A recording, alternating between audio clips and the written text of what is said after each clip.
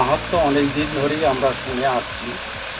মা যেন হেঁটে রাত্রির বেড়ান এবং নূপুরের আওয়াজও শোনা যায়, এইরকম লোকশ্রুতি ছিল। কিন্তু আমরা যেটা দেখলাম যে মায়ের শাড়ি আগাছোলা এবং মা যেন কোথাও বেরিয়ে এসেছে। আমরা খবর পেয়ে দেখতে এলাম, মায়ের এই লীলা দেখে আমি আমাকে ধন্য মনে করলাম। না, এরকম মাঝে সাঝে হয়, তবে আজকে এটা একটা নতুনত্ব দেখা গেল। আমি মাকে এইভাবে প্রায় 35 থেকে 40 বছর ধরে এখানে আসছি এবং আমি এখানে ভক্ত। অলৌকিক ঘটনা বলতে অনেক সময় মা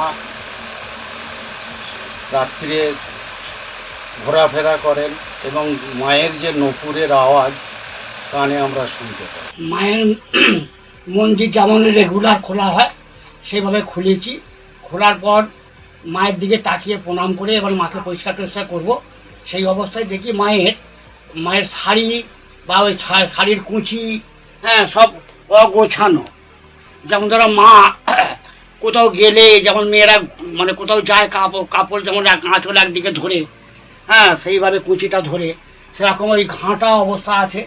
আটার পরে এগুলো আমরা জানি, কিন্তু ওই দিনকে আজকে যেন একটা আলাদা রকমের আমি দেখলাম।